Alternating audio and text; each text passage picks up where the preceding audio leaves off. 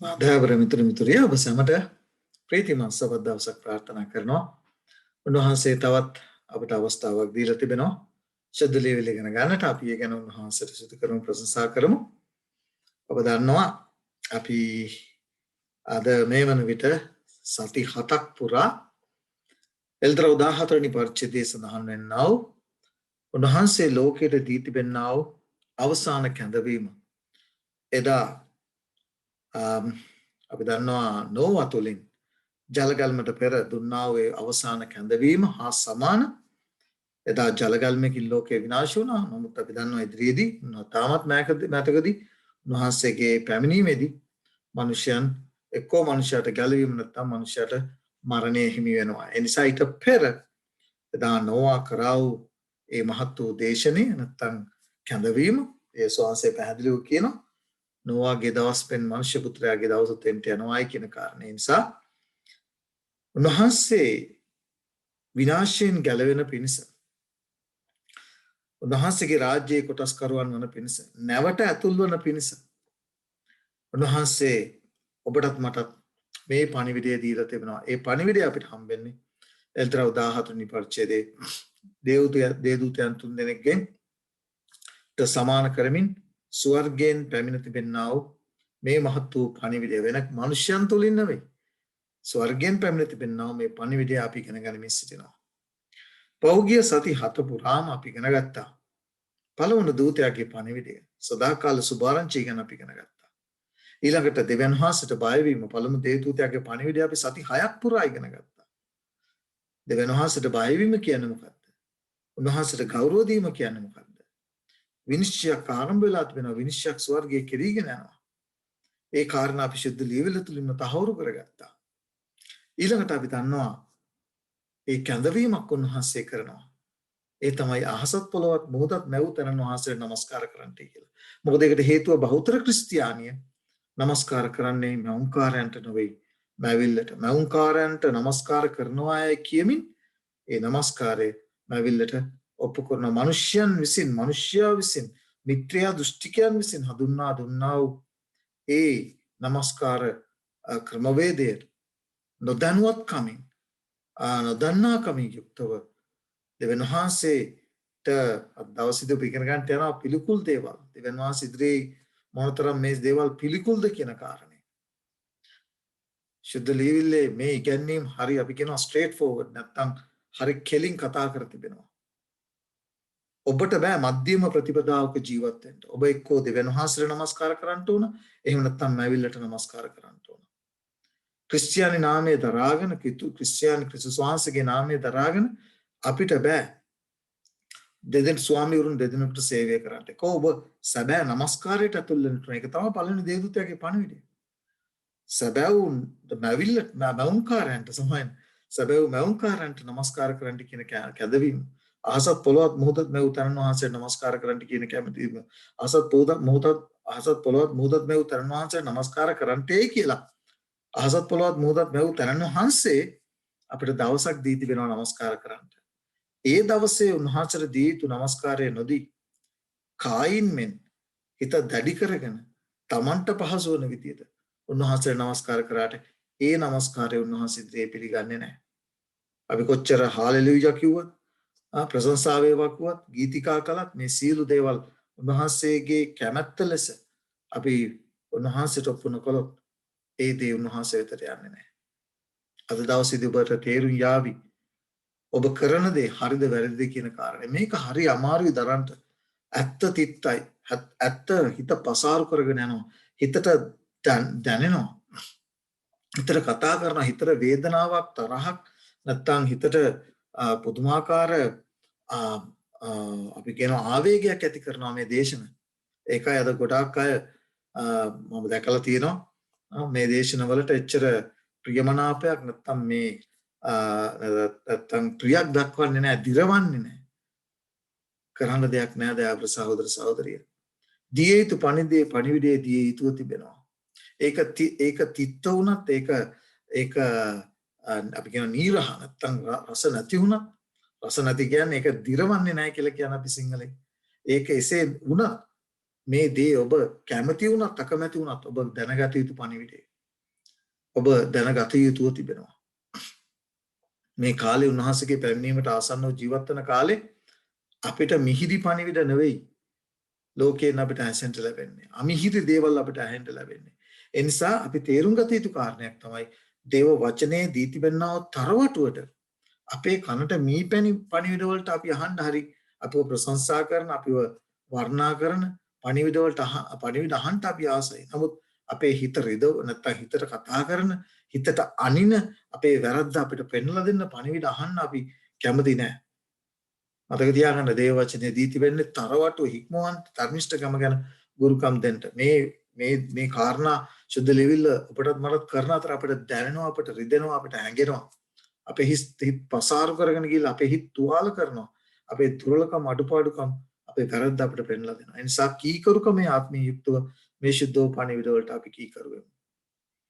අපි පළවෙනි දේවදූතයාගේ පණිවිඩය අවසන් කරලා ඒක දැන ඉගෙනගෙන දෙවියන් වහන්සේට බයිම උන්වහන්සේට ගෞරව දීම විනිශ්චය පිළිබඳව බහුකාරයට නමස්කාර සැබෑ නමස්කාරය පිළිබඳව අපි ඉගෙනගෙන අපි එනවා දෙවෙනි දූතයාගේ පණිවිඩයට. දෙවෙනි දූතයාගේ පණිවිඩය තුල කතා කරනවා බබිලෝනිය ගැන. ආත්මික බබිලෝනිය ගැන. අපි ගිය සතියේ පාඩමින් ඉගෙන ගත්තා.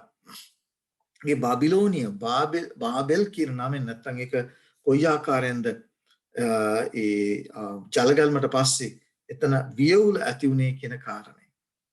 ඊට පස්සේ අපි ආවා මේ භෞතික නැත්නම් භෞතික බබිලෝනිය වෙත නැත්නම් පරණ ගිවිසුමේ පළවෙනි අධිරාජ්‍ය ඒ අධිරාජ්‍ය වෙතට ආවා. ඒ කියන්නේ අපි ඉගෙන ගත්තා කොයි ආකාරයෙන්ද ඒ බබිලෝනියේ වියවුල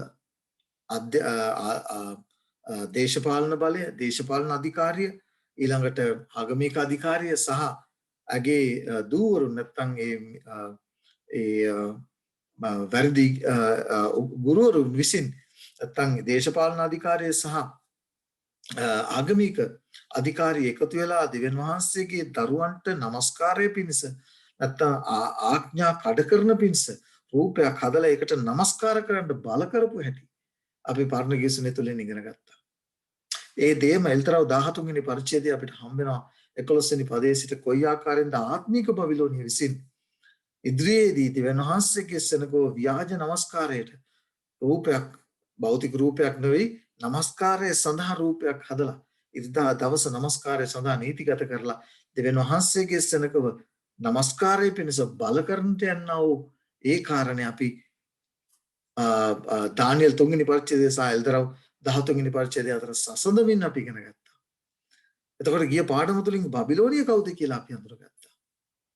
මම ඔබට දැනුවත් කළා මේ 3 වෙනි දේවදූතයාගේ පණිවිඩය එක දවසකින් සමාවෙන දෙවෙනි දූතයාගේ පණිවිඩය අපිට එක දවසකින් අමාර කරන්න බෑ. පළමුව අපි බබිලෝනිය කවුද කියලා හඳුනගත්තා. මම ඔබට පොරොන්දු වුණා අද දවසේදී ඔබට මේ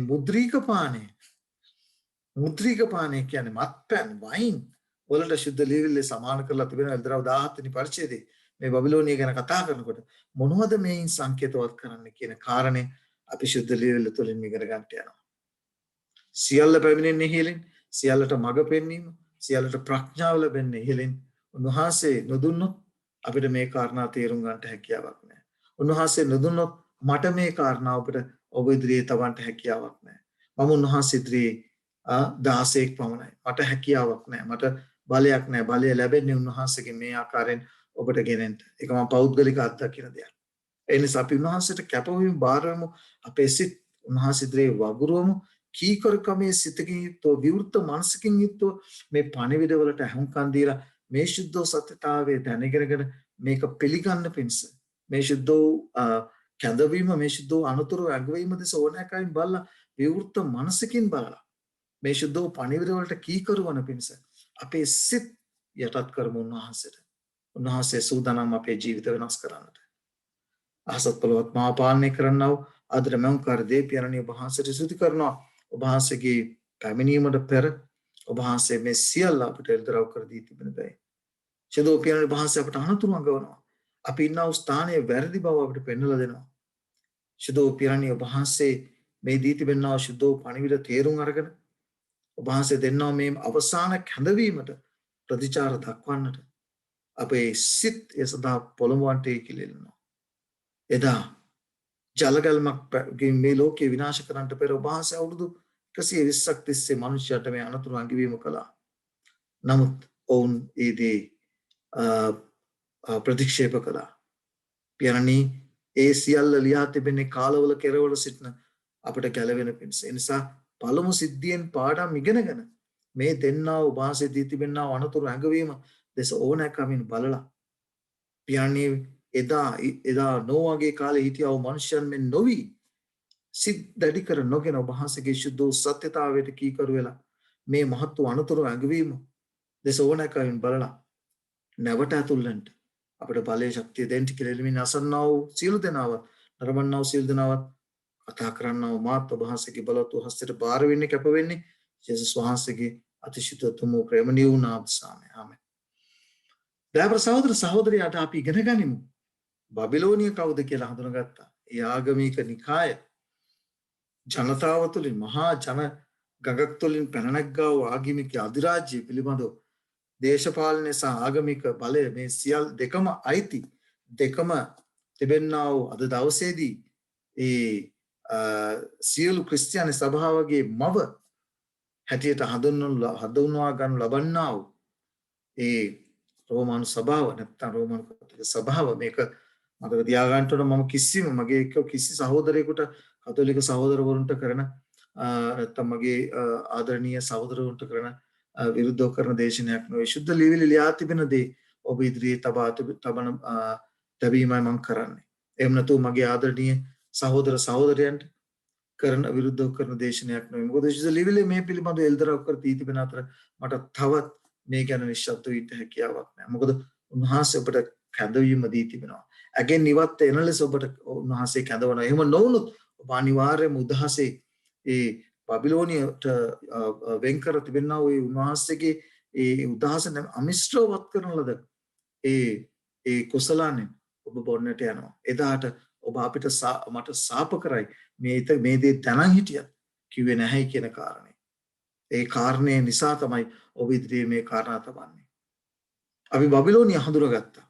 දැන් අපි යනවා මුද්‍රික පානේ. මොකද ඒ එලියෝද්‍රව් 14 වෙනි පරිච්ඡේදයේ 18 වෙනි පරිච්ඡේදයේ පැහැදිලිව 14 සහ 18 පැහැදිලිව කතා කරනවා මේ බබිලෝනිය මුද්‍රික පානෙන් ජනතාව මත් කළාය කියලා, රජවරු මත් කළාය කියලා. ඒ නිසා අපි තේරුම් ගන්නට ඕන මොකද්ද මේ මුද්‍රික පානය කියලා දේව වචනේ හඳුන්වන්නේ කියන කාරණේ. අපි යම් සුද්ධ ලියවිලි මේ කාරණා තේරුම් ගන්නට මම ඔබ ඉදිරියේ කිව්වා. ඔබට මතක ඇති ගිය පාඩම තුළින් අපි ඉගෙන ගත්ත මේ වෛශ්‍යාකම මොකක්ද කියන කාරණේ. ඔබට ඒ දේ අතපසු වුණා නම් ඔබගෙන් මම කාරණේකව ඉල්ලනවා. අපේ YouTube channel එකට යන්න පුළුවන්. අපේ Facebook පිටුවට යන්න පුළුවන්. ඔබට වෙනවා මගේ පිටිපස්සෙන් තිරේ දික්කනවා singalagospelministry.org මගේ වෙබ්සයිට් එක. එහෙම නැත්නම් Facebook පිටුවට යන්න පුළුවන් Single Gospel Ministry.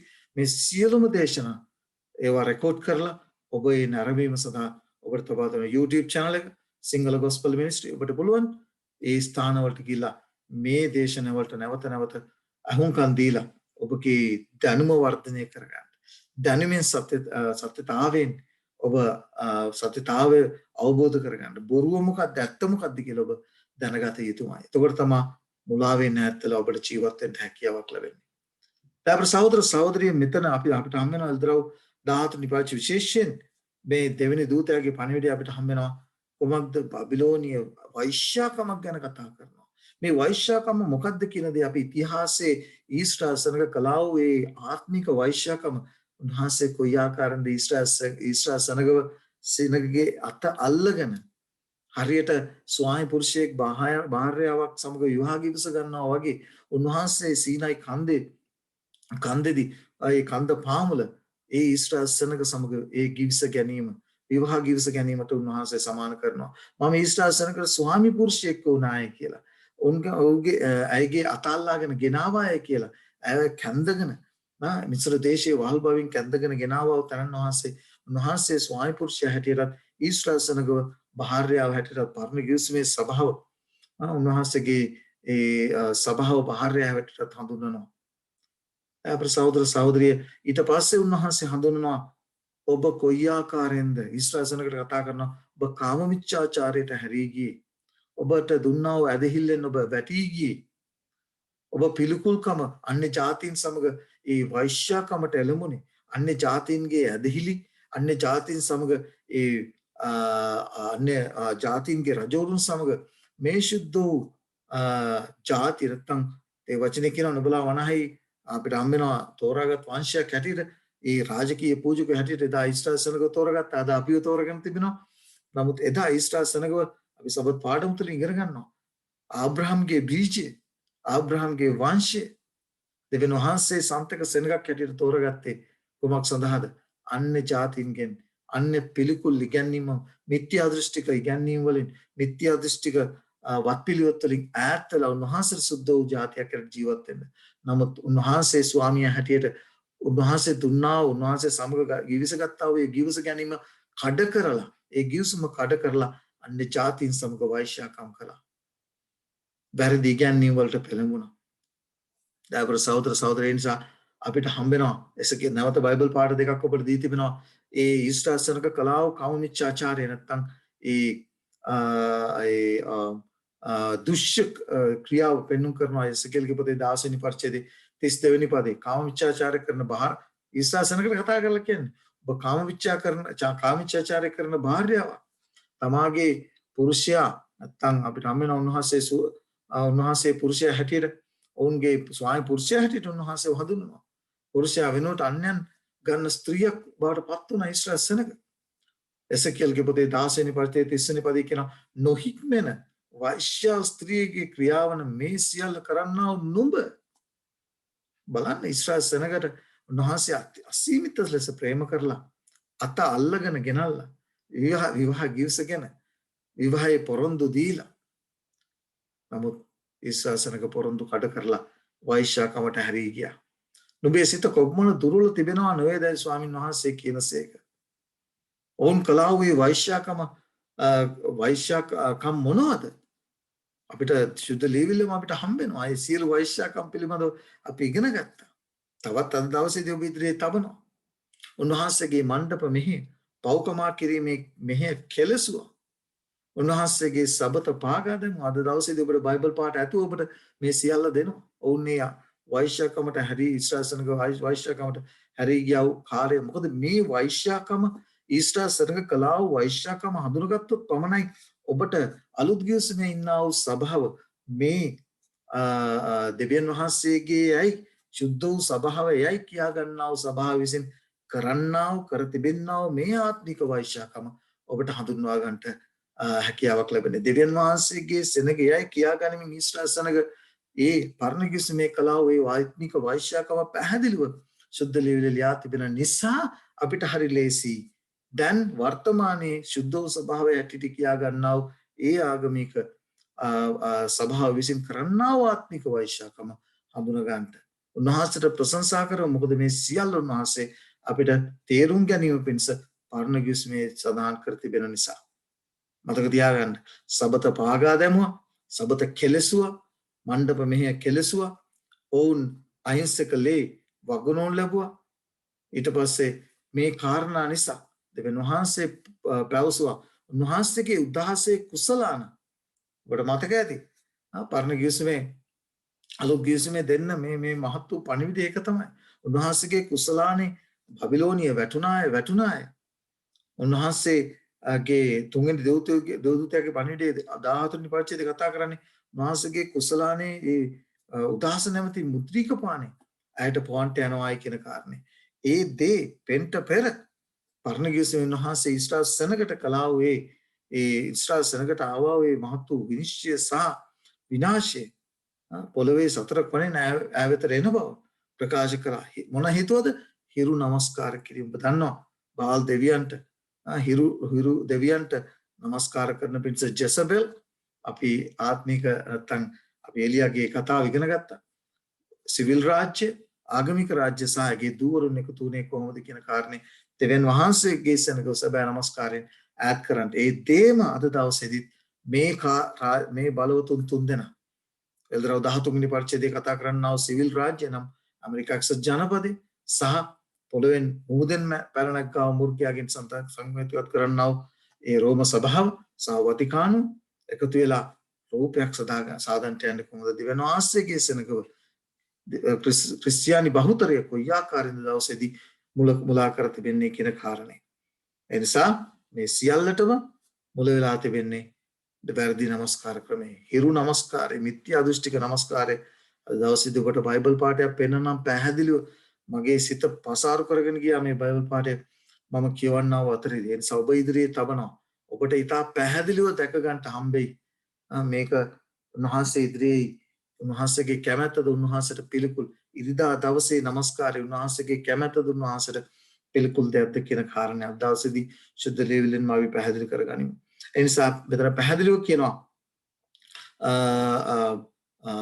ඊට පස්සේ අපිට හම්බ වෙනවා ඇය සමග වෛශ්‍යාරත්ත ඇය සමග ගනුදෙනු කළා වූ සියලු රාජ්‍ය නායකයන් ඇයට විරුද්ධව නැගී එනවායි කියන කාරණේ ඉදිරියේදී සිද්ධ වෙන්න යනවා. මොකද පොරවගෙන ඉන්නේ බැටළුහම. පොරවගෙන ඉන්නේ ක්‍රිස්තියානි නාමය. ක්‍රිස්තියානි ධර්මය කියන නාමය නැත්නම් ක්‍රිස්තියානි කිත්තුණු නැත්නම් ඒ සුද්ධ ස්වභාව කියන දෙවියන් වහන්සේගේ ස්වභාව කියන ඒ සුද්ධ නාමය දරාගෙන තමයි මේ සියලු වාර්ෂාකම් නැත්නම් ආත්මික වාර්ෂාකම තේදිලා තියෙන්නේ. පරණ ගිවිසුමේ එදා දෙවියන් වහන්සේගේ සෙනඟ කියන නාමය දරාගෙන ඊශ්වර සෙනඟ දෙවියන් වහන්සේට විරුද්ධව කළා ඒ වෛශ්‍යාකම අපි ඉගෙන ගත්තා. තාවර සහෝදර සහෝදරි නමුත් අපි එක දෙයක් මතක තියාගන්න ඕන. පරණ ගිවිසුම මේ ඊශ්‍රායල් සෙනඟ ජාතියක් ඇටියට දෙවියන් වහන්සේ ඉදිරියේ වෛශ්‍යාකමේ නිරත වෙලා ඉන්නව අතර ආත්මික දෙවියන් වහන්සේව ස්වාමියා හැටියට ප්‍රතික්ෂේප කරමින් අන්‍ය ජාතීන් සමග මිශ්‍ර වෙලා අන්‍ය ජාතීන් ඒ කරන්නා වූ ඒ පිළිකුල් ක්‍රියා කරමින් සිටින අතර ඒ දෙවියන් වහන්සේගේ සෙනඟ අතර ඉතිරියක් හිටියා. අමතක කරන්න එපා. දෙවියන් වහන්සේට විශ්වාසවන්තව ජීවත් වුණා වූ කොටසක් ඉතිරියක් ස්වල්පයක් හිටියා. මෙන්න මේ ස්වල්පය අපිට හම්බ වෙනවා ඒ ආබ්‍රහම්ගේ පටන් ඊශ්‍රායල් සෙනඟේ අවසාන අවස්ථාව දක්වා මේ ස්වල්පය අපිට හම්බ වෙනවා. පරණ ගිවිසුම පුරාම මේ ස්වල්පය අපිට හම්බ වෙනවා. අලුත් ගිවිසුමේදී අපිට මේ ස්වල්පය හම්බ වෙනවා. ඔවුන් ඊශ්‍රායල් සෙනඟ කළා වූ පිළිකුල් ක්‍රියා කරේ නැහැ. දෙවියන් වහන්සේ ඊශ්‍රායල් සෙනඟට අනුතුරු නැගෙව්වා. ඔබ දන්නවා. ලෙවි කතා පොතේ 18 වෙනි පරිච්ඡේදයේ 26 30 දක්වා ඔබ කිව්වොත් නුඹලා මේ පිළිකුල් වලින් කිසිවක් නොකොට මගේ පනතා මගේ විනිශ්චයන් පවත්වන්න. ස්වදේශියන් වුවත් නුඹලා අතරේ සිටින විදේශිකයොත් එසේ පවත්වන්නට ඕනේ. මං නිසාද නුඹලාට පළමුවෙන් දේශයේ විසූ මිනිස්යෝ මේ සියලු පිළිකුල්කම් කොට දේශය කිලුටු කළෝය. දෙවියන් වහන්සේ දැනන් හිටියා ලොකු අවදානමක් තිබෙනවා මෙතන. දෙවියන් වහන්සේගේ සෙනඟ හැටියට ඊශ්‍රායල් සෙනඟට මේ පිළිකුල් කම් වලට ඇදී යන්න තිබෙන අවදානම වැඩි බව උන්වහන්සේ දැනන් හිටියා. එසේ නුඹලා දේශය අපවිත්‍ර කළොත් දේශය නුඹලාට පළමුවෙන් සිටියේ ජාතීන් වමාරා දැමුවා මෙන් නුඹලාත් වමාරා දමනවා ඇත. මං සද කවුරු නමුත් මේ පිළිකුල්කම් වලින් කිසිවක් කළොත් ඒ කරන අය තමුන්ගේ සෙනඟ අතරින් සිදු දමනු ලබන්නේය. තාපර සහෝදර සහෝදරිය ඔබට පේනවා ඇති. දෙවියන් වහන්සේ අනුතුරු ඇඟෙව්වා. මෙම්මන මහත් අනුතුරු ඇඟීමක් කර තිබීදී මොකද කරේ ඊශ්‍රායල් සෙනඟ? ඔවුන් සමග අපවිත්‍ර වුණා. බලන්න ඔවුන් උන්වහන්සේගේ ගෘහය අපවිත්‍ර කළා වූ ආකාරය දෙකලේකම්ක පොතේ 36 වෙනි පරිච්ඡේදයේ 14 වෙනි පදයේ කොහොමද කියන්නේ? පූජකයන්ගේ සීල ප්‍රධානියුද නායකත්වයෙන් පටන් ගත්තේ. සෙනඟද ජාතින්ගේ සීල පිළිකුල්කම් වල හැටියට බොහෝසේ අපරාධ කරමින් ස්වාමින් වහන්සේ යෙරුසලමේ විශුද්ධ කළ උන්වහන්සේගේ ගෘහය අපවිත්‍ර කළෝය. ඔබට පේනවා ඇති. ඔබට බයිබල් පාඩ අවශ්‍ය නම් දෙන්නම් ඇති වෙන්නට ඒ ඊශ්‍රායල් සෙනඟ කොයි ආකාරයෙන්ද ආත්මික වෛශ්‍යාකමට නැත්තම් දෙවියන් වහන්සේ ස්වාමියා හැටියට උන්වහන්සේ බලාපොරොත්තු වුණා වූ ඒ කීකරුකමේ ජීවිතය අතහැරලා අන්‍ය ජාතීන් සමග අන්‍ය ඉගැන්වීම් සමග අන්‍ය වත්පිළිවෙත් සමග මිත්‍යා දෘෂ්ටික ඉගැන්වීම් සමග මිශ්‍ර වෙලා දෙවියන් වහන්සේගෙන් ඈත් වෙලා දෙවියන් වහන්සේගේ උදහසට භාජනය වුණේ කියන කාරණේ. උන්වහන්සේගේ විනිශ්චයට භාජනය වුණේ කියන කාරණේ. ඒ ඉතිහාසයේ සභාව පුරාණයේ දෙවියන් වහන්සේගේ සභාව කළපු දේම මොකද කරේ? අලුත් ගිවිසුමේදී ඒ දේම සිද්ධ වුණා. අපට හම්බෙනවා උන්වහන්සේ පරණ ගිවිසුමේදී උන්වහන්සේ ඊශ්‍රායල් සෙනඟ සමග විවාහ ගිවිසකට නැත්නම් ඒ ගිවිස ගැනීමකට පෙළඹුණා. ගිවිසුම උන්වහන්සේ ඇති කරගත්තා. උන්වහන්සේ ස්වාමි පුරුෂයා හැටියට ඊශ්‍රායල් සෙනඟ තමාගේ භාර්යාව හැටියට උන්වහන්සේ එපමණ ප්‍රේමයකින් උන්වහන්සේ ඔවුන්ට ප්‍රේම කළා. ඔවුන් වෛශ්‍යාකමට හැරී ගිය ආකාරයේ ඒ වචනේ අපිට ඒ අනාගත දිවසිවරුන් තුලින් අපි ඉගෙන ගත්තා. එසකේල්ගේ පොතෙන් ඉගෙන ගත්තා. මේ සීල පොත්වලින් අපි ඉගෙන ගත්තා ඊශ්‍රායල් සෙනඟ උන්වහන්සේ කොයි ආකාරයෙන්ද සමාන කරේ ඒ වෛශ්‍යාකමට හැරී ගිය ආකාරය. ඒ දේම අලුත් කිසිමෙත් අපිට හම්බෙනවා. උන්වහන්සේ අපිට හම්බෙනවා කොරින්ති පොතේ 11 වෙනි පරිච්ඡේදයේ 2 වෙනි පදයේ උන්වහන්සේ තම සභාව සමග ඒ විවාහ ගිවිස ගැනීමට ආවා වූ ආකාරය. ඒ විවාහ ගිවිස ගත්තා වූ ආකාරය. ඔබට එල්තරා පොතේ පළවෙනි පරිච්ඡේදයේ 2 වෙනි පරිච්ඡේදයේ සභා සත පිළිබඳව ලියා තිබෙනා වූ කාරණේද ඔබට හම්බෙනවා. උන්වහන්සේත් එක්ක විවාහ ගිවිස ගත්ත කාර්යය උන්වහන්සේගේ ස්වභාව හරි පවිත්‍රව, හරි විනීතව, හරි චූලිතයෙන් යුක්තව උන්වහන්සේට ආදරය කරමින් ජීවත් වුණා. ඔබ දකිනවා. නමුත් ඊට පස්සේ මොකද වුනේ? මිත්‍යා දෘෂ්ටි ඉගැන්වීම් අපි මේ සභා සත ඉගෙන ගන්නකොට කාල පරිච්ඡේද ස්වභාවයේ කාල පරිච්ඡේද 7 ඉගෙන ගන්නකොට ඔබ දැනගත්ත, ඔබ ඉගෙන ගත්තා. ඉතිහාසය තුළින් ඔබ සාක්ෂි සහිතව ඔබ තහවුරු කරගත්තා මේ ශුද්ධ වූ ස්වභාව. එදා ඊශ්‍රායල් සෙනඟ අලුගිවිසුමේ උන්වහන්සේ කතා කරන නොබලාවනායි තෝරාගත් වංශද රාජකීය පූජකයේද ශුද්ධ වූ ජාතියද දෙවියන් වහන්සේ සන්තක සෙනගද්ද වන්න වූය කියලා පවුල්තුමා පේතෘස්තුමා කතා කරා. ඊට පස්සේ පවුල් ශුද්ධ පවුල්තුමා කතා කරනවා ආබ්‍රහම් ක්‍රිස්තුස් වහන්සේ තුළ සිටින අය ආබ්‍රහම්ගේ වංශයට උරුමකාරයෝ කියන කාරණේ. එතකොට පරණ ගිවිසුමේ උන්වහන්සේගේ සෙනඟ විශ්වාසවන්තව හිටින්න නැතුව වෛශ්‍යාකමට ඇදී ගියාක් මෙන් අලුගිවිසුමෙත් අපිට හම්බෙනවා. උන්වහන්සේ සභාව සමග විවාහ පොරොන්දු ගිවිස ගැනීමට පවුල්තුමාලා හරිය ලස්සනට විස්තර කරනවා. උන්වහන්සේ විශ්වාසවන්තව හිටියා. ඊට පස්සේ මොකද වුනේ? ඇයට මොකද සිද්ධ වුනේ? ඒ ශුද්ධ වූ සභාවට අපි දන්නවා ක්‍රිස්තුවර්ෂ 538 විතර වෙනකම් උන්වහන්සේගේ ශුද්ධ වූ සභාවට බලපෑම් තිබුණා. අපි ඉගෙන ගත්තා ඒ සභා සතේදී කොයි ආකාරයෙන්ද මිත්‍යා දෘෂ්ටිකයන් විසින් ග්‍රීකවරුන් විසින් අන්‍ය ජාතිකින් විසින් එවන් වහන්සේගේ ශුද්ධ වූ සෙනඟට විරුද්ධව නැත්නම් උන්වහන්සේගේ දරුවන්ට විරුද්ධව ඇවිල්ලා කොයි ආකාරයෙන්ද මේ මිත්‍යා දෘෂ්ටි ඉගැන්වීම්, රූප නමස්කාරය, පිළිකුල් ඇදහිීම්, පිළිකුල් දේවල් මේ ක්‍රිස්තියානිය තුළට සාතන් පුදුමක් ඉදිරියට උත්සාහ කළේ මනුෂ්‍යයන් පාවිච්චි කරලා මේ ක්‍රිස්තියානිය තුළට ගේන්න කියන කාරණේ අපි ඉගෙන ගත්තා. සභාසත ඒ සභාවේ කාල පරිච්ඡේදයේ ඉතිහාස කාල පරිච්ඡේදය ඉගෙන ගන්නා අතරේදී සාර්ථක වුණේ නැහැ. නමුත් ਉਹ සාර්ථක වුණා ක්‍රිස්තුවර්ෂ 538 දී අපි දන්නවා 358 සිටම මේ දේ ක්‍රියාත්මක වුණා. ඒ රෝම වරුන්ට තිබුණා ආගම නැත්නම් රෝමීය අධිරාජ්‍ය කොන්ස්ටන්ටින් කියන අධිරාජ්‍ය මොකද කරේ? ක්‍රිස්තියානි ධර්මයේ වැළඳ ගැනීම තුළින් එහු කලාව ඒ සියලු මිත්‍යා දෘෂ්ටි ඉගැන්වීම් ක්‍රිස්තියානි සභාවට ගෙනල්ලා ක්‍රිස්තියානි සභාව දුෂ්‍ය කළා. ආත්මික වෛශ්‍යාකමට අරගෙන ගියා. මේවා අපි සාක්ෂි සහිතව අපි එල්දරා පොත ඉගෙන ගැනීමේදී අපි ඉගෙන ගත්තා. ඔබට සාක්ෂි පිට සාක්ෂි මම ඔබ ඉදිරියට ඔබට දුන්නා. උන්වහන්සේගේ මඟ පෙන්වීම ඇතුව කොයි ආකාරයෙන්ද එදා උන්වහන්සේගේ ශුද්ධ වූ සභාව කිලිටි කරලා ආත්මික වෛශ්‍යාකමට මේ කොන්ස්ටන්තිනු ඒ අධිරාජ්‍ය සහ ඔහුගේ අනුගාමීන් ක්‍රිස්තියානි සභාව දෙකඩ කලලා නාස්ති කළේ වැරදි ඉගැන්වීම්, මිත්‍යා දෘෂ්ටි ඉගැන්වීම් වලින් උන්වහන්සේගේ සභාව නැත්නම් උන්වහන්සේගේ ශුද්ධ වූ ඒ සභාව කිලිටි කළා වූ ආකාරය අපි ඉගෙන ගත්තා. දැන් සහෝදර සහෝදරිය මේ කාර්යයේදී අපි අද දවසේදී ඔබ ඉදිරියේ තබනවම මේ මිත්‍යා දෘෂ්ටික ඉගැන්වීම් සමහරක් කීපයක් බොහෝ දෙයක් තිබෙනවා. අපි දන්නවා මාටින් ලූතර් ඒ සභාව නැත්නම් ඒ රෝමන් සභාව විසින් කරන්නා වූ වැරදි මේ සියල්ල පැහැදිලිව පෙන්වලා දුන්නා. දේශුද්ධ ලේවිලට එකඟ නොවන්නා වූ මේ සීල ඉගැන්වීම් සහ වත්පිළිවෙල මේ කාරණා අපි ඉගෙනගෙන තිබෙනවා. ඒ නිසා අපි දන්නවා මේ අවස්ථාවේදී ක්‍රිස්තු වර්ෂ 358 පමණ වෙනකොට අපි දන්නවා ක්‍රිස්තියානි සභාවේ මේ ශුද්ධ වූ ඉගැන්වීම් වලට සිද්ධ වෙච්චාව සිද්ධ වෙනාව කාරණය. මෙන්න නැවත පරණ ගිවිසුමේ කලාවේ ආත්මික වෛශ්‍යාකමටම අලුත් ගිවිසුමේදී සභාව දෙකඩ බෙදිලා එක කොටසක් මොකද වුනේ? ඒ ආත්මික වෛශ්‍යාකමට හැරී ගියා. ආත්මික වෛශ්‍යාකමට හැරී ගිහිල්ලා එතන ඔවුන් සභාවක් පිහිටුව ගත්තා. සියලු සභාවන්හි මව් හැටියට හඳුන්වගත්තා. නමක් ස්ථාපිත කළා.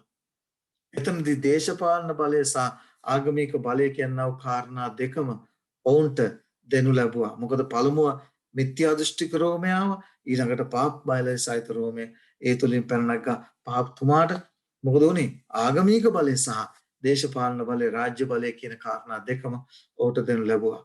අවුරුදු 1260ක කාල පරිච්ඡේදයක් එල්දරව් පොතේ අනාගත වාක්‍යයට අනුව දෙවියන් වහන්සේගේ සෙනඟට පීඩා කරන්නට ඒ සභාවට හැකියාවක් ලැබුණා. දෙවියන් වහන්සේගේ සෙනඟව නාස්ති කරන්නට ඔවුන්ට ඒ නාස්ති කිරීම කරනු ලැබුවා. එල්දරව් 17 වෙනි පරිච්ඡේදයේ පළවෙනි පදයේ කියනවා පාත්‍රා සත දඩු දේවදූතයන් සද්දනාගේ එක්කෙනෙක් ඇවිත් කතා කොට මෙහි එන්න බොහෝ ජල පිට හිඳින මහත් වෛශ්‍යාගේ විනිශ්චය නුඹට පෙන්වන්නේ. ඔබට මතක ඇති අපි මේ කාරණා ඉගෙන ගත්තා. අපි දන්නවා මේ අද ලෝකයේ මව හැටියට සියලු සභාවන්හි මව හැටියට තමයි ඔවුන් හඳුන්වන්නේ. එල්දරව් 17 වෙනි පරිච්ඡේදයේ 15 වෙනි පදේ කතා කරන නැවත වාරයක් කතා කරනවා ඒ රාජ්‍ය කුමක්ද? ඒ රාජ්‍ය කොහින්ද පැන නැග්ගේ? ජලයෙන් පෙන්눔 කරන්නේ පැහැදිලිව කියනෝනේ 17 පළවෙනි පදේ ඇය ජල පිට හිඳගෙන ඉන්නවා අය කියන කාරණේ. එතකොට ජලය සමාන කරන්නේ ශුද්ධ ලියවිල්ලේ අනාගත වාක්‍යය කුමක්ද කියන කාරණේ එල්දරව් පොතේම පැහැදිලි කරලා දෙනවා. ඒ කියන ජඹුජීතු ජලය නම් මනුෂ්‍ය වර්ගයෝද සමූහයෝද ජාතියෝද භාෂාවද වෙති. ජනතාව තුළින් පැන නැග්ගා වූ ආගමික අධිරාජ්‍ය දේශපාලන සහ ආගමික අධිරාජ්‍ය අදටත් රාජ්‍යයක් හැටියට ක්‍රියා කරනවා. ලෝකයේ කුඩාම රාජ්‍ය හැටියට ඔබ Google කරලා බලන්න. What is the smallest kingdom in this world කියලා. ඔයාට දැක ගන්න හම්බෙයි.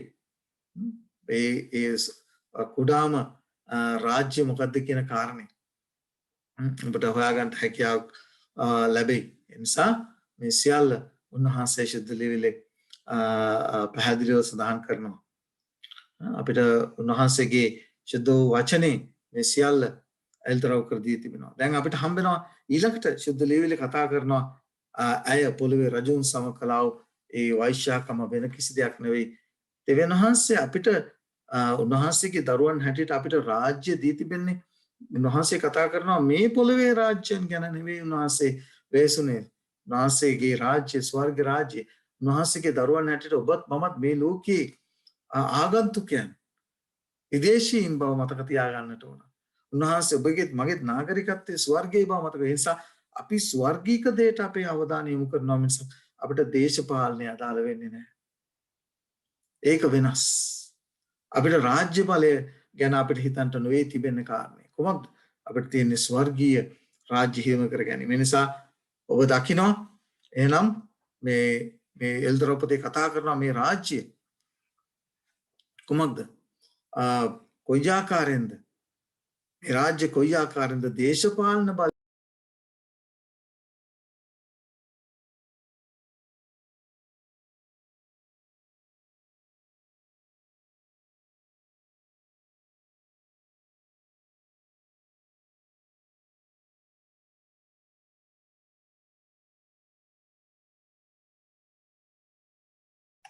සිදු වුණා වූ තාක්ෂණික දෝෂය ගැන ඔබගෙන් කනගාටුව ප්‍රකාශ කරනවා. අපි විශේෂයෙන් අපි ඉගෙන ගනිමින් හිටියේ කොයි ආකාරයෙන්ද මේ ආත්මික බබිලෝනිය විසින් කොයි ආකාරයෙන්ද මිනිස්යන්ව මුලා කර තිබෙන්නේ නැත්නම් රජවරුන් සමග දේශපාලඥයන් සමග කොයි ආකාරයෙන්ද මේ වෛශ්‍යාකමට. මොකද දේවචනේ පැහැදිලිව කියනවා බෙලියල්ට ක්‍රිස්තුස් සමග සම්බන්ධතාවයක් නැහැ කියලා. දෙවියන් වහන්සේට උන්වහන්සේගේ රාජ්‍ය ගැන කතා කරනකොට දෙවියන් වහන්සේට යුතු දේ දෙවියන් වහන්සේට දෙන්න. කායසරට අවශ්‍ය දේ යුතු දේ කායසරට දෙන්න කියලා. මොකද මේ දෙක අපිට මිශ්‍ර වෙන්න බෑ. දෙවියන් වහන්සේගේ මේ ආගම සහ දේශපාලනය කියන රාජ්‍ය බලය කියන දේ මිශ්‍ර වෙන්න කොහොම උන්වහන්සේගේ කැමැත්ත නොවේ දේ. ඒ නිසා උන්වහන්සේ අපිට දී තිබෙන ආගමික රාජ්‍යයක් ගැන කටයුතු කරන්න මිසක් මේ ලෝකේ රාජ්‍ය ගැන කටයුතු කරන්නට නොවේ. ඒක අපි තනගා ඒක එහෙම කළොත් අනිවාර්යයෙන්ම ඒක කරන නිසා උන්වහන්සේදී වෛශ්‍යාකම හැටියට හඳුන්වලා තියෙනවා. ඔබට පේනවා ඊළඟට එල්දරව් පොතේ 17 වෙනි පරිච්ඡේදයේ අපිට 7 වෙනි පදයේ අපිට හම් වෙනවා ඒ ස්ත්‍රී නැත්තම් ඒ කාන්තාව ඒ සබාව. එල්දරව් පොතේ 17 වෙනි පරිච්ඡේදයේ කතා කරන්නා වූ ඒ කාන්තාවගේ නම බබිලෝනිය හැටියට හඳුන්වනවා. ඊළඟට අය විවිධ පාටවලින් ධනවත්ව හිටියාය කියලා අපිට හම්බෙනවා. ඒ කාරණා අපි සුද්ධ ලියවිල්ලෙන් අපි ඉගෙන ගන්න ලැබුවා. ඊළඟට අපිට හම්බෙනවා මේ පාට ගැන බලන්න දෙවියන් වහන්සේගේ නාමය දරාගෙන කොයි ආකාරයෙන්ද මිනිස්යන්ව මුලා කරමින් මේ ආත්මික වෛශ්‍යාකමට අරගෙන ගිහිල්ලා තියෙන කියන කාරණය. මේක මම විශේෂයෙන් මම මේ අධ්‍යයනය කරන අතර මට අපූර්ව දෙයක් හම්බ වුණා. ඒ තමයි මේ තමන් කරන්නා වූ ආත්මික වෛශ්‍යාකම සාධාරණීකරණය කරගන්නට අය මේ ආත්මීකත්වය නැත්තම් ශුද්ධ මේ ඉගැන්වීම් නැත්තම් ශුද්ධ වත්පිළිවෙත් කොයි ආකාරයෙන්ද ඒ දේවල් කරන්නේ. ඒ දේවල් දකින මනුෂ්‍යයාට හොයාගන්න බෑ මේක මිත්‍යාවක්ද මේක මුලාවක්ද. ඇයි උන් දකින්නේ? ඇයි ඒ හැම දෙයක්ම කරන්නේ ආගමික නැත්තම් ක්‍රිස්තියානිය වැළඳගෙන නැත්තම් ක්‍රිස්තියානී ආරෝප කරගෙන තමයි නැත්තම් ඒක තමන් තුළ තබාගෙන තමයි මේ සියලු ඒ ශුද්ධ ලියවිල්ල සඳහන් වෙනා වූ ඒ වෛශ්‍යාකම කරනු ලබන. එදා ඊශ්‍රායල් සෙනගත් ඒ දේ තමයි කරේ. දෙවියන් වහන්සේගේ නාමය දරාගෙන උන් වෛශ්‍යාකමට හැරී ගියා. අද දවසෙත් මේ මව් සභාව කුමක්ද කරන්නේ? දෙවියන් වහන්සේගේ නාමය දරාගෙන වෛශ්‍යාකම හැබැයි වහගෙන ඉන්නේ. ඒක බලන්න ගණන් කතාව පොතේ අපිට 15 වෙනි පරිච්ඡේදයේ අපිට හම්බෙනවා 37 සිට 41 දක්වා හරි අපූර්වට සඳහන් කරනවා. ස්වාමින් වහන්සේ මෝසෙස්ට කතා කොට ඊශ්‍රායල් බුද්ධන්ට කතා කරමින් ඔවුන්ගේ පරම්පරාවලදී තමුන්ගේ වස්ත්‍ර වාටිවල දාවලු සාදාගෙන එක එක වාටියේ දාවල වල නිල් පටියක් අල්ලන හැටියට ඔවුන්ට කියන්න. ඔබට පේනවා මේ ඒ ආගමික වතාවත් කරනකොට මොකද කරන්න කියන්නේ? නැත්තම් ඒ ඊශ්‍රායල් සෙනගට ඒ පිටස්තර ලකුණ පවා දෙනු ලැබුවා. ඒකේ ඔවුන්ගේ ඒ පවිත්‍රත්වය නැත්තම් ඔවුන් කරන්නා වූ දේ දෙවියන් වහන්සේ ඉදිරියේ ප්‍රසන්න වන ආකාරයෙන් කරන පිණිස අද අපි දකිනවා මේ දේ අපි කියනවා මේ දේ මට හරියටම සිංහල වචනේ එන්නේ නැහැ. මේ ආගමික ඒ ක්‍රමවේදය තමන්ට තමන් සමග තබාගෙන ඒ වෛශ්‍යාකමෙන් නිරත වෙලා ඉන්නවා. ඒ නිසා මිනිස්යාට හොයාගන්න බෑ. ක්‍රිස්තියානි කිතුණුවට හොයාගන්න බෑ. එතන ඒ තුල කෙරෙන්නා වූ ඒ ආත්මික වෛශ්‍යාකම හොයාගන්න බැරි වෙන විදියට ඔවුන් ඒ ආගමික වත්පිළිවෙත් වලින් ඒ සියල්ල ඔවුන් වසා තිබෙනවා. මේක තමයි තියෙන භයානකකම. ශුද්ධ ලියවිල්ල හදාකාරව ගැඹුරින් අධ්‍යයනය කරන කෙනාට තමයි තේරෙන්නේ මෙතන පැහැදිලිව කරන්නේ කෙරෙන්නේ කලේ දැනට කරමින් සිටින ඉදිරියේ කරන්ට යන්නේ එදා ඊශ්‍රායල් සෙනග කලාව ඒ ආත්මික වෛශ්‍යාකමමයි අද දවසෙත් ඒ සද්ධානය තුළ ඒ ආගමික සභාව තුළ සිදුවෙන්නේ කියන කාරණය. ඔබ ශුද්ධ ලියවිල්ල ඉගෙන ගත්තොත් පමණයි ඔබට එතන කෙරෙන්නා වූ ආත්මික වෛශ්‍යාකම ඔබට තේරෙන්නේ. දවසේදී ඔබට මේ කාරණය පැහැදිලි වෙයි. ඊළඟට අපි ඉගෙන ගත්ත අය ඒ සභාව රන් රිදී සහ අපි දන්නවා ලෝකෙත් ඉන්නව තාම ධනවත්ම ලෝකයේ කුඩාම රාජ්‍ය වුණත් ලෝකයේ ධනවත්ම රාජ්‍ය බවට අපි දන්නවා වතිකානුව පත් වෙලා තිබෙනවා. ඔබ පොඩ්ඩක් අපි කියනවා Google කරලා බලන්න නැත්නම් සර්ච් කරලා බලන්න ඔවුන්ට තිබෙනා වූ ඒ ධනවත්කම. ඒකට සහෝදර සහෝදර මේ පිසියල්ල උන්වහන්සේ එල්දරව් කර දී තිබෙනකොත් අද බහුතරයක් අන්තක්‍රිස්තුස්ව හොයනවා. අන්තක්‍රිස්තුස් පැමිණෙනකන් ඉන්නවා. උන්වහන්සේ මේ සියල්ල මෙච්චර පැහැදිලිව එල්දරව් කර දී තිබෙනකොට අන්තක්‍රිස්තු විරුද්ධ ක්‍රිස්තුස් කවුද කියන කාරණේ මෙච්චර පැහැදිලිව එල්දරව් කර දී තිබෙනකොට. ඒ නිසා අපිට අඳුරේ අතපත ගන්නට අවශ්‍ය නැහැ. උන්වහන්සේ මේ සියල්ල එල්දරව් කී තිබෙනවා. ඒ විතරක් නෙමෙයි. අය කුමක්ද කරන්නේ? උන්වහන්සේගේ ශුද්ධවන්තයන්ගේ ඒ ලෙයින් මත් වී සිටින බව එල්දරව් 17 වෙනි පරිච්ඡේදයේ 6 වෙනි පදේ අපිට හම්බෙනවා. ඒ කාරණේ අපි ඉගෙන ගත්තා. අවුරුදු 1260ක කාල පරිච්ඡේදයක් තිස්සේ අනාගත වාක්‍යයට අනුව එල්දරව් පොතේ සහ දානියෙල් පොතේ කතා කරන අනාගත වාක්‍යයට අනුව මේ සභාව විසින් ඊශ්‍රායල් සෙනගට සමාන මේ සභාව විසින් දෙවියන් වහන්සේගේ දරුවන් අලුත් ගිවිසුමින් සිටියා වූ ක්‍රිස්තු වර්ෂ 538 සිට 1798 දක්වා කාල පරිච්ඡේදයේ පුරාම රෝම සභාව විසින් වතිකානු විසින් ඒ නායකත්වයේ බලය විසින් කොයි ආකාරයෙන්ද ඊශ්‍රායල් සෙනගව ආය මට වැරදුනා සමාවෙන්න දෙවියන් වහන්සේගේ සෙනගව කොයි ආකාරයෙන්ද ඔවුන්ට පීඩා කරලා ඔවුන් නාස්ති කළේ කියන කාරණේ අපි ඉගෙන ගත්තා.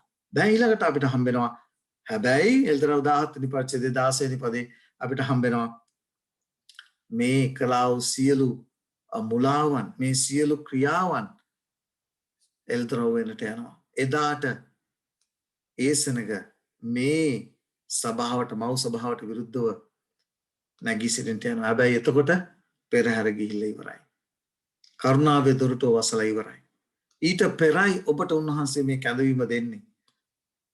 මේ බබිලෝනිය හඳුනගෙන බබිලෝනිය එළියට එන්ටේ කියන කාරණයගේ පිළිකුල් ක්‍රියාවලින් එළියට එන්ටේ කියන කාරණය ඔබට දෙන්නේ අද දවසේදී කරුණාවේ දොරටුව වසන්ට පෙර.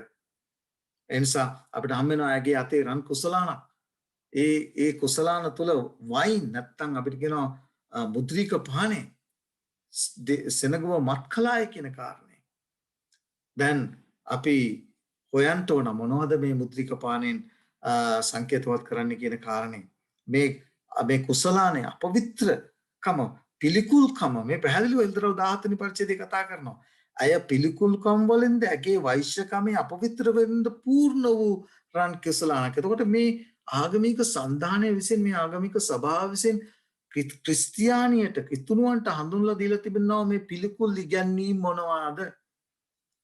ශුද්ධ ලීවිල්ලේ මේ දේවල් පිළිකුල් හැටියට සඳහන් කරනවාද? ඒකයි මම කිව්වේ.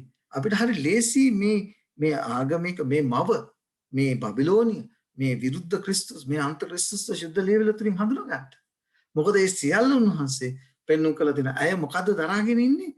පිළිකුල් ඉගැන්වීම් වෛශ්‍යකම් ඉගැන්වීම් අපවිත්‍ර දේ අතේ මේ දේ තමයි දේශයට ජනයාට සෙනගට ක්‍රිස්තියානියට බහුතර ක්‍රිස්තියානියට පෝලා ඒ ක්‍රිස්තියානිය මත් කරලා තිබෙන්නේ.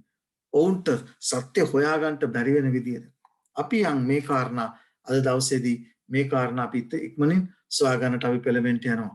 එතකොට අපිට හම්බ වෙනවා මේ විශේෂයෙන් අපි තේරුම් ගත යුතු කාරණයක් තමයි දෙවෙනි දූතයාගේ පණිවිඩයේදී කතා කරන්නේ බබිලෝනිය වැටුණාය කියන කාරණේ.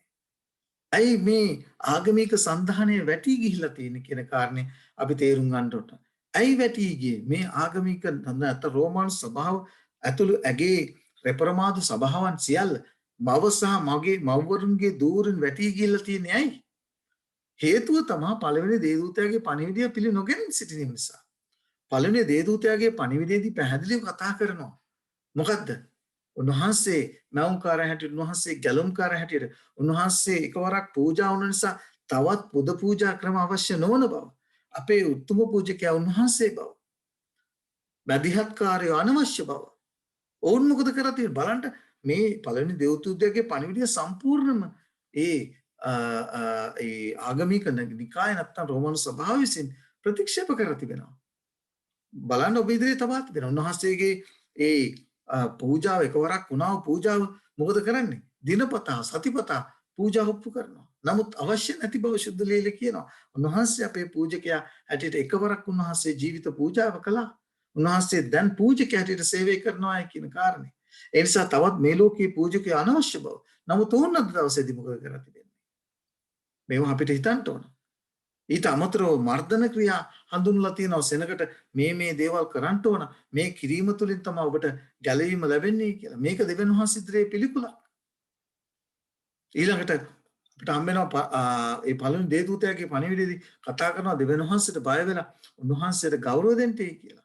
අපේ ශරීරයෙන් අපේ කතත් බොතත් වෙන යම් දෙයක් කරතත් ඒ සියල්ල දේව ගෞරවය පිණිස කරන්නයි කියලා. නමුත් ඒ ගැන වැඩි සැලක ඕන දෙයක් කන්න පුළුවන් ඕන දෙයක් බොන්න පුළුවන් කියන කාරණේ අපිට ඒ සභාව තුළ මේ ආත්මික වෛශ්‍යකම ඒ විතරක් නෙමෙයි උන්වහන්සේ පළවෙනි දේවදූතයාගේ පණිවිඩයෙන් කතා කරන ආසත් පොළොවත් මුහුදත් තනු තනන් වහන්සේට නමස්කාර කරන්න එන්නේ කියලා ඒ සබෑ නමස්කාරයට කැඳවනවා.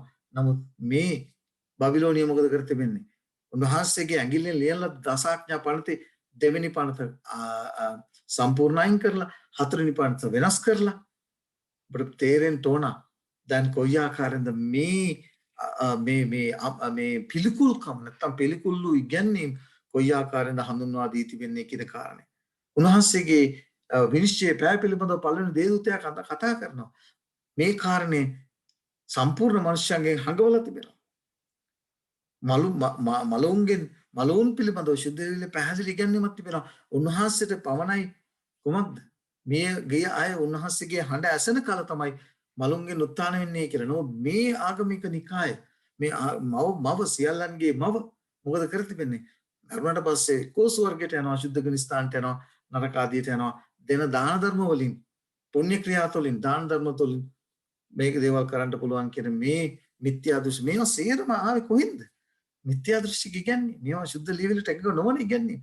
සම්පූර්ණ ආත්පස විරුද්ධ ඉගැන්වීම්. නමුත් මේ සියල්ල අද ඒ සභාව තුළ අපිට පේන්න තිබෙන දේවල්. මතක තියාගන්න මේ කාරණා උන්වහන්සේ අපිට එල්දරව් කර දී තිබෙනවා. දැන් අපි සොයා බලන්න ඕන මේ වැටුනේ ඇයි? අය පළමුණු දේවදූතයාගේ පණිවිඩය පිළිගත්තේ නම් කවදාවත් ඇය වැටෙන්න යන්නේ නැහැ. නමුත් ඇය මොකද කර තිබෙන්නේ? මේ ඉගැන්වීම්, මිත්‍යා දෘෂ්ටි ඉගැන්වීම්, වත්පිළිවෙත්, මංගල්‍ය දවස් ක්‍රිස්තියානි ධර්මයට ගෙනල්ලා මොකද කරන්නේ? එයින් මනුෂ්‍යව සුද්ධ සත්‍යතාවයෙන් ඈත් කරලා, මනුෂ්‍යව මත් කරලා, මුලා කරලා, මෝහණය කරලා තිබෙනවා. සත්‍යතාවය අඳුන ගන්න බැරි වෙන හැටියට. දේව වචනේ පැහැදිලිව කතා මර්ග තියන්න අර කුසලානේ තියෙන්නේ මොනවද? පිළිකුල්කම් වලින්ද. මේ ශුද්ධ වූ ලියවිල්ල පැහැදිලිව මොනවද උන්වහන්සේ ඉදිරියේ පිළිකුල් කියන කාරණා සඳහන් කරන ඔබ ඉදිරියේ කාරණා කීපයක් තබනවා. උන්වහන්සේ ද්විතීය කතාව පැහැදිලිව කතා කරන 7 වෙනි පරිච්ඡේදයේ රූප වන්දනාව දෙවියන් වහන්සේ ඉදිරියේ පිළිකුලක් කියලා. නමුත් මේ පිළිකුල් දෙය නොවේද අද මේ සභාව විසින් මනුෂ්‍යයාට ඉතුරුවන්ට ඉදිරිපත් කළ දී තිබෙන්නේ. ද්විතීය කතාව පොතේ 7 වෙනි පරිච්ඡේදයේ 25 26, ද්විතීය කතාව පොතේ 27 වෙනි පරිච්ඡේදයේ 14 සහ 15 දෙවියන් වහන්සේ ඉදිරියේ පිළිම වන්දනාව, රූප වන්දනාව පිළිකුලක් හැටියට සඳහන් කරනවා. උන්වහන්සේ නික්‍යා පොතේ 20 වෙනි පරිච්ඡේදයේ පැහැදිලිව කියනවා පියවරුන්ගේ අධර්මිෂ්ඨකම ගැන දරුවන්ට ප්‍රතිඵල දෙනවායි කියලා. 3 වෙනි 4 වෙනි පරම්පරාව දක්වා. මතක තියාගන්න. උන්වහන්සේ ඉදිරියේ සම්පූර්ණ පිළිකුල් දෙයක් රූප වන්දනාව. නමුත් මේ දේ නොවේද? ක්‍රිස්තියානියට මේ අය හඳුන්ලා දී තිබෙන්නේ. ඒ විතරක් නෙමෙයි. ඔබට පේනවා ද්විතීය කතාව පොතේ 18 වෙනි පරිච්ඡේදයේ 9 සිට 22 දක්වා පැහැදිලිව කියනවා කොමක්ද? මලුන් සමග ආත්ම බන්ධන කාරණයන් සමග ක්‍රියා කරන්නට එපා කියලා. නමුත් ඔබ අද පේනවා මේ දේ නොවේද අද මේ සභාව විසින් ක්‍රිස්තියානියාට හඳුන්ලා දෙන මනුන් සමග ගනුදෙනු කරන්නට, මිය ගියා සාන්තුරුන්ට ආඥා කරන්නට. අපේ සහෝදර සහෝදරි ඔබගේ ඇස් ඇරලා මේ සියල්ල ඔබ දකින්නට ඕන. මේ සියල්ල දෙවියන් වහන්සේ ඉදිරියේ පිළිකුල් දේවල්. ආඥා ගැන කතා ආඥා සම්පූර්ණ අපි දන්නවා දෙවෙනි ආඥාව වයින් කරලා හතරවෙනි ආඥාව සම්පූර්ණ වෙනස් කරලා ශුද්ධ ලියවිල හිතෝපදේශ පොතේ කියනවා උන්වහන්සේගේ ඇඟිල්ලෙන් ලියන ලද ව්‍යවස්ථාව ඇසීමෙන් තමාගේ කන් ඉවතන හරවා ගන්නා වගේ ආඥාව පවා උන්වහන්සේ ඉදිරියේ පිළිකුලක් කියලා. මතක තියාගන්න හිතෝපදේශ 15 වෙනි පරිච්ඡේදයේ කතා කරනවා උන්වහන්සේගේ චරිතය, උන්වහන්සේගේ දරුවන්ට දී තිබෙනා වූ මේ ශුද්ධ ආඥා වෙනස් කරලා ඒවා පාගලා ඒවා කඩදලා බිඳලා දාලා දෙවියන් වහන්සේ ඉදිරියේ පිළිකුල් වී තිබෙනවා. ඊළඟට අපේ ක්‍රියාවන් වලින් අපිට ගැලවෙන්න හැකියාවක් නැහැ. මොකද උන්වහන්සේ කෙරෙහි උන්වහන්සේ කෙරෙහි අධිහිම කරනකොටගෙනයි අපිට ධර්මිෂ්ඨකම ලැබෙන්නේ. නමුත් ඔවුන් උගන්වනවා ක්‍රියා තුලින් මිනිස්සුන්ට ගැලවෙන්න පුළුවන් කියන කාරණේ. මේක දෙවියන් වහන්සේ ඉදිරියේ පිළිකුලක් බව පැහැදිලිව කතා කරනවා. වෛශ්‍යාකම, කාමීච්ඡාචාරය යර්මියාගේ පොතේ පැහැදිලිව කතා කරනවා ඒ දේ දෙවියන් වහන්සේ ඉදිරියේ පිළිකුලක් බව. අපරිසිද්ධ සතුන් අනුභව කිරීම. අද ගොඩාක් අය හිතේ තියාගෙන ඉන්නේ මොනවද? අපි මේ කන දෙයින් නෙමේ. අය ශුද්ධ ලියවිලේ යේසුස් වහන්සේත් අලුත් ගිවිසුමේ කියනවනේ. කන දෙයින් නෙමේ මිනිස්සයා අපවිත්‍ර වෙන්නේ කියලා. ඒ නිසා ඕන දෙයක් කන්න පුළුවන් නේ කියලා කතා කරනවා. ද්විතීය කතාව පොතේ මොනවද කියන්නේ? 14 වෙනි පරිච්ඡේදයේ 3 වෙනි පදේ කිසි පිළිකුල් දෙයක් නොකන්න කෑ යුතු දේ කන්ට පුළුවන් වූ දේ ශුද්ධ ලියවිලේ ද්විතීය කතාව පොතේ 14 වෙනි පරිච්ඡේදයේ ලියා තිබෙනවා. නොකෑ යුතු දේ ලියා තිබෙනවා. ඒක දෙවියන් වහන්සේ ඉදිරියේ පිළිකුලක් බව. ඔබ දෙවියන් වහන්සේ ඉදිරියේ පිළිකුල් දේ ඔබ කනවා නම් දෙවියන් වහන්සේ ඉදිරියේ ඔබ පිළිකුල් පුද්ගලයෙක් බවට පත් වෙනවා. මෙතන පැහැදිලිවම එදා ඊශ්‍රායල් සෙනඟට දුන්නු දේ අලුත් ගිවිසුමේ පවිත්‍ර වෙන්නේ නැහැ කෙසේ වෙතත්. කෙසේවත් පවිත්‍ර වෙන්නේ නැහැ. ඒක අපි මතක තියාගන්න ඕන. දෙවියන් වහන්සේ ඉදිරියේ දෙවියන් වහන්සේ කියනවා අපවිත්‍ර දේ කෑම දෙවියන් වහන්සේ ඉදිරියේ පිළිකුල් බව පැහැදිලිව සඳහන් කරනවා. මතක තියාගන්න මේ සෑම කාරණයක් ගැනම ඒකයි උන්වහන්සේ අලුත් ගිවිසුමේ අපිට හම්බ වෙන මග්නසත් නුඹලා කතත් බොතත් වෙන යම් දෙයක් කරතත් සියල්ල දෙවියන් වහන්සේගේ ගෞරවය පිණිස කරන්ටේ කියන කාරණේ. කැමෙන් බීමෙන් මේ සියලු දේ අපි පවිත්‍ර වෙන්න ඕන. අහිංසක රුධිරයේ වැගිරීම දෙවියන් වහන්සේ ඉදිරියේ පිළිකුලක්. එසකේල්ගේ පොතේ 22 වෙනි පරිච්ඡේදයේ පළවෙනි පාසයේ සහ දෙවෙනි පදේ කාලය නිසා මම කියවන්ට යන්නේ නැහැ. හිත උපදේශ පොතේ 17 වෙනි පරිච්ඡේදයේ 15 වෙනි පදේ හිත උපදේශ පොතේ 6 වෙනි පරිච්ඡේදයේ 16 19 දක්වා ඔබට හම්බ වෙනවා සමලිංගිකත්වය දෙවියන් වහන්සේ ඉදිරියේ පිළිකුලක්. අද මොකද වෙලා තියෙන්නේ? අද නීතිගත වෙන තත්ත්වයට ඒක සාමාන්‍ය දෙයක් බවට පත් වෙලා තිබෙනවා. ද්විතීය කතා පොතේ 18 වෙනි පරිච්ඡේදයේම කියවලා බලන්න. මම දාලා නැහැ 18 වෙනි පරිච්ඡේදයේම කියවලා බලන්න. සමලිංගිකත්වය දෙවියන් වහන්සේ ඉදිරියේ පිළිකුල් දෙයක් බවට උන්වහන්සේ ප්‍රකාශ කරලා තියෙනවා. මේ සියල්ලට අද අවසර දී තිබෙනවා. දැන් ඔබ කල්පනා කරන්න පුළුවන් මම කියවනේ අද ඔබ ඉදිරියේ තබන විශේෂ බයිබල් පාඩයක්. හිරු නමස්කාරය දෙවියන් වහන්සේ ඉදිරියේ පිළිකුලක්. ඔබ දන්නවා රෝමන් කතෝලික ධර්මයේ සහ වෙනත් ආගම්වල මේ වන්දනාව මේ හිරු නමස්කාරය හිරු වන්දනාව පෙරටු කරගෙන යාම දෙවියන් වහන්සේ ඉදිරියේ පිළිකුලක් හැටියට අපිට සිද්ධ ලිවිලා හම් වෙනවා. ඉරිදා නමස්කාර දිනය පිළිගත්තත් එය කාගේ දිනයද? ඉරු දින. ඉරුගේ දිනය. දැන් ඔබ කල්පනා කරන්න පුළුවන් ඒක දෙවියන් වහන්සේට කරන නමස්කාරයක් නේ ඉරිදා අපි නමස්කාර කරන්නේ කියන කාරණේ. අහන්න තියෙන ප්‍රශ්නය එහෙනම් ඉරිදා වන්දනාමාර කිරීම සූර්ය නමස්කාර කිරීම හා සමානද? අපි හොයලා බලමු සිද්ධ ලිවිලෙන්. එසකේල්ගේ පොතේ 8 වෙනි පරිච්ඡේදයේ 16 සහ 18 මෙන්න මේ ආකාරයෙන් කියන 16 සහ 18 හොඳට අහගන්න.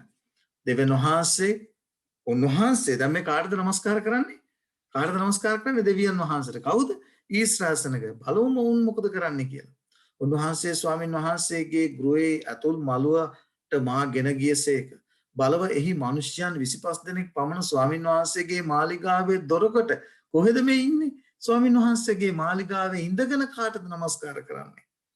द्वार मंडपे सह पूजासने अतरे එතන කියනවා पूजासने ස්වාමීන් වහන්සේගේ මාලිගාව द्वार मंडपे सह पूजावासने අතරේ ස්වාමීන් වහන්සේගේ මාලිගාවට තමුන්ගේ පිටද නැගෙනහිර තමුන්ගේ මූණද හරවාගෙන කොහෙටද මේ ස්වාමීන් වහන්සේගේ මාලිගාව දෙසට තමුන්ගේ පිටද නැගෙනහිර දෙස තමුන්ගේ මූණද පිට හරවගෙන තියෙනවා ස්වාමීන් වහන්සේගේ මාලිගාව දෙසට මූණ හරවගෙන තියෙනවා නැගෙනහිර දෙසට හරවගෙන මොකද කරන්නේ? සූර්යයාට නමස්කාර කළෝය. අද දෙවියන් වහන්සේට එයයි නමස්කාර කරමින් දෙවියන් වහන්සේට පිටව හරවගෙන කාටද? මිනිස්යා විසින් නමස්කාරය පිණිස හඳුන්වා දී තිබෙනා ඒ නමස්කාරය දිනේදී දෙවියන් වහන්සේට නමස්කාර කරනවා කියමින් නමස්කාර කිරීම දෙවියන් වහන්සේ ඉදිරියේ පිළිකුලක් බව අමතක කරන්නට එපා. මේක තමයි තිත්ත ඇත්ත. දැන් සහෝදර සහෝදරිය අපි තේරුම් ගන්න ඕන එදා ඊශ්‍රායල් කරපු සෙනඟ කරවා වූ ඒ මිත්‍යා දෘෂ්ටික දේවල් නැත්තම් ඒ කාම මිච්ඡාචාරය නැත්තම් දෙවියන් වහන්සේ ඉදිරියේ ඒ කලාව සීල පිළිකුල්කම් අද දවසේදී මේ ආගමික සන්දානයේ සහ අගේ දූවරන් විසින් මිනිස්යාට කරන්නට බල කරමින් මිනිස්යාට කරන්නට උගන්වමින් සිටිනවා. අපේ සහෝදරය 17 වෙනි පදේ කියනවා කොහොමද? දේව මාලිගාවේ මේ ඉඳගෙන දෙවියන් වහන්සේට නමස්කාර කරනවා කියමින් එදා සූර්යයාට නමස්කාර කරා. එවිට උන්වහන්සේ මනුෂ්‍ය පුත්‍රයෙක් දුටුවේද? එදා වංශයේ මේ කරන පිළිකුල්කම් කිරීමට ඔවුන්ට සුළු දෙයක්ද? අපේ සහෝදර සහෝදරිය දෙවියන් වහන්සේට සරදම් කරන්නට බෑ මනුෂ්‍යයන්ට. මනුෂ්‍යව වපුරන දේ තමයි කපා ගන්නට යන්නේ. ඒ නිසා ඔබ වපුරන දේ ඔබට මේ සුද්ධ සත්‍යතාවය ඔබ ඉදිරියේ තබා තිබෙනවා. කීකරු වීම සහ කීකරු වීම ඔබ ඉදිරියේ තිබෙන තීරණයක්. ඒ නිසා ඔබ මතක තියාගන්න ඕන සත්‍ය දැන් දේව වචනේ කියනවා යමෙක් සත්‍ය දැන එක කරන්නේ නැත්නම් ඒක උට පාපේ කියලා. ඒ නිසා අද දවසේදී ඔබ මේ කාරණේ අවබෝධ කරගත්තා. සබත් දවස පාගලා දැමීම නිසා ඊශ්‍රායල් සෙනඟට යෙරුසලමට විනාශයක් වුණා. යෙරමියාගේ පොතේ 17 වෙනි පරිච්ඡේදයේ 27 වෙනි පදේ පැහැදිලිව කතා කරනවා. සබත් දවස ඔබලා පාගපු හින්දා දේව මාලිගාව යෙරුසලමේ දේව මාලිගාව දමා දමන්ට යනවායි කියලා උන්වහන්සේ. මොකද උන්වහන්සේ ඉදිරියේ උන්වහන්සේගේ ශුද්ධ වූ දවස උන්වහන්සේ සමග සහභාගීකරණට පවත්තන් දුන්නා වූ දවස ඔවුන් කෙලසනු ලැබුවා. ඒ නිසා අන්ත ක්‍රිස්තුස්ගේ ඉගැන්වීම් නැත්තම් මේ කවුද අන්ත ක්‍රිස්තු විරුද්ධ ක්‍රිස්තුස් කවුද පාපේ මනුෂ්‍ය කවුද විනාශයේ පුත්‍රයා කවුද කියලා මෙච්චර පැහැදිලිව එල්දරක් කර දී තිබෙනකොට අපිට අඳුරේ අතපත ගන්නට අවශ්‍ය නැහැ.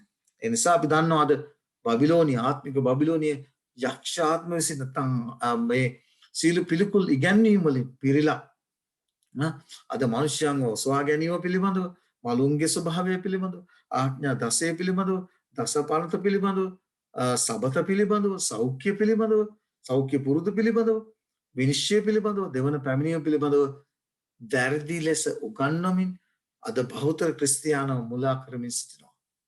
දැන් සහෝදර සහෝදරිය හිතන්නට එපා බහුතරයක් කරන දේ හරි කියලා. බහුතරයක් කරපු දේ හරි කියලා හිතපු නිසා බහුතරය මේ විනාශ වෙලා එදා 8 දෙනයි ගැලවුණේ. ඒ නිසා උන්වහන්සේගේ පළමු පැමිණීමේදී බහුතරෙම හිතේ තියන් හිටියා බහුතරයක් හිතේ තියාගෙන හිටියා රජමාලිගාව රජෙක් හැටියට පෙරේ කියලා. බහුතරයට වැරදුනා. සුළුතරය ක්‍රිස්තුස් වහන්සේගේ පළමු පැමිණීමේදී උන්වහන්සේව පිළිගත්තා. පොඩ්ඩක් හිතන්න මේවා ගැන. දෙවන පැමිණීම ගැන බහුතරයක් විසින් වැරදි මතයක් වැරදි මත දානවා. මම ඔබ ඉදිරියේ තබුවා ඒ සීල ඉගැන්වීම් ඔසවා ගැනීම පිළිබඳව වෙන්න පුළුවන් මලුන්ගේ ස්වභාවය පිළිබඳව මේ සියල්ල බහුතරයේ විසින් වැරදි ලෙස උගන්වමින් සිටිනවා. නමුත් උන්වහන්සේ ඔබට මටත් මේ සුද්ධ ආලෝකය දී තිබෙනවා. ඒ නිසා බයිබලානුකූල නොවන වත්පිළිවෙත් ලදරු බෞතිස්මේ දේව වචනට එකඟ නැහැ. සාවුන්තුරයන්ට ඒ විශේෂයෙන් নমස්කාර කිරීම නැත්තම් සාවුන්තුරයන්ගේ පිහිට අධිසිතීම දේව වචනට එකඟ නැහැ. ඊළඟට අපි දන්නවා ඉතිපත්තු කරනවා එක එක තැන් වලට කියලා ඒව දෙවියන් වහන්සේ ඉදිරියේ එකඟ වෙන දේවල් නෙවෙයි. ඊළඟට සූදුම් පූජා කිරීම පිළිමේදී වැද වැටීම ඊළඟට අපි දන්නවා කුරුසය තමන්ගේ නළල මත ලකුණු කරනවා බලුන් නිසා යාඥා කරනවා පූජකයන්ට පව් කියා දෙනවා. අපේ සහෝදර සහෝදරි මේ සියල්ල ශුද්ධ සත්‍යතාවයට විරුද්ධ බව අපි තේරුම් ගන්නට ඕන. මේ සියල්ල ඔබ කවුරුත් කරන නිසා කවුරුත් කියන නිසා කරන්නට එපා. ඔබ හොයලා බලන්න ඕන මේවා සුදු සත්‍යතාවයට එකඟද නැද්ද කියන කාරණේ. දෙවියන් වහන්සේ ඉදිරියේ පිළිකුල් ක්‍රියා මේවා. තේරුම් ගන්න. දෙවියන් වහන්සේ ඉදිරියේ පිළිකුල් ක්‍රියා බව සුදුලිවිල පැහැදිලිව දී තිබෙනවා. ඒ නිසා අපි කරන දේ දැනුවත්කමින් යුක්තව සුදු සත්‍යතාවයේ දැනගෙනගෙන ඔබත් මමත් කරන්නට ඕන. එහෙම නොවුනොත් ඔබේ දේවගතිවරයා හෝ පූජකයා කියු නිසා නැත්තම් ඔබේ දෙමව්පියෝ කරගෙන යන නිසා කවදාවත් කලාට හිතන්න එපා ඒක ඒක සත්‍යතාවය කියලා. දේව වචනට එකඟයි කියලා. නෝ නැහැ. අපි තේරුම් ගත යුතු කාරණේ තමයි ඔබ සුද්ධ ලීවිල තුලින් සොයන්නට ඕන. සුද්ධ ලීවිලේ සත්‍යතාවය ලියා තිබෙනවා මේ සුද්ධ සත්‍යතාවය. ඒ නිසා අපි උන්වහන්සේ අද දවසේදී ඔබට අනුතරංග වන ඔබට මතක ඇති අපි බබිලෝනිය හඳුනාගත්තා. මුද්‍රික පාණය අද දවසේදී අපි හඳුනාගත්තා. පිළිකුල් ඉගැන්වීම් පිළිබඳව අපි ඉගෙන ගත්තා. අපි ලබන සතියේ ඉගෙන ගන්නට යනවා මේ බබිලෝනියේ ඉතුරු කොටස ඒ වෛශ්‍යාකම කුමක්ද කියන කාරණේ අපි ඉගෙන ගන්නට යනවා. දැන් අපේ සහෝදර සහෝදරි මේ සියල්ල අපි දීර්ඝ නැත්නම් ඉතාමත් පැහැදිලි ලෙස දීර්ඝ වශයෙන් අපි ගැඹුරු ලෙස ඉගෙන ගන්නේ ඔබටත් මටත් බබිලෝනිය කවුද කියලා හඳුනගෙන බබිලෝනියෙන් ඈත් වෙලා යන පෙරස උන්වහන්සේ ඔබට අද දවසේදී මේ කරුණාවන්ත කැඳවීම කරනු ලබනවා. ඒ නිසා අපි උන්වහන්සේගේ හඬට කීකරු වෙලා අපි උන්වහන්සේගේ දරුවන් හැටියට උන්වහන්සේ මේ දී තිබෙනා කැඳවීම ප්‍රතික්ෂේප කරන්නේ නැතුව අපේ සිත් දැඩි කරගන්න නැතුව උන්වහන්සේ බලාපොරොත්තු වෙන ඒ සුද්ධ වූ කීකරුකමට පැමිණිලා මේ බබිලෝනිය ඉගැන්වීම් වලින් මේ වැරදි ඉගැන්වීම් වලින් ඈත් වෙලා උන්වහන්සේගේ පවුලේ අය වෙලා උන්වහන්සේ ඔබත් මාත් වෙනින් සූදානම් කර තිබෙනා සදාකාල උරුමේ රාජ්‍ය උරුම කරගන්නට අපි අදිෂ්ඨාන කරගනිමු උනන්දු වෙමු සත්‍ය ඉගෙන ගනිමු එසේ කරන්ට ඔබටත් මටත් උන්වහන්සේ කරුණාව ආශිර්වාද ප්‍රාර්ථනා කරනවා ඔබ සමග ජේසුස් පිටයි